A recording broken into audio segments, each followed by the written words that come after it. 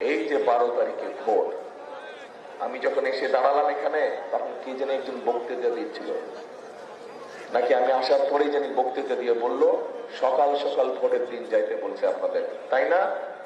তাই তো মনে হয় বললো একজন কে জানি সকাল সকাল।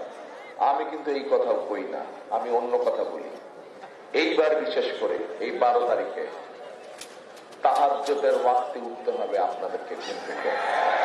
আপনাদেরকে ঘুম থেকে তাহাজ্জুদের ওয়াক্তে উঠতে হবে। পারবেন উঠতে? তাহাজ্জুদের নামাজ পড়বেন, ঘরের থেকে বের হবেন, যার যার ভোট কেন্দ্রের সামনে গিয়ে একসাথে সবাই হবেন, যারা যারা ওই এলাকার ভোটার। ফজরের জামাত ওইখানে পড়বেন, নামাজ ওইখানে আদায় করবেন, ফজরের নামাজ, এবং সাথে সাথে গিয়ে ভোট কেন্দ্রের সামনে দাঁড়াবেন। সকাল 7টায় ভোট যখন শুরু হবে, প্রথম ভোট পারবেন? কারা কারা পারবেন হাত তুলেন। ধন্যবাদ। এবার বলেন কারা কারা পারবেন না, তারা হাত তুলেন। পারবেন না কারা কারা হাত তুলেন। তার মানে এবার সবাই পারবে ইনশাল্লাহ। ঠিক?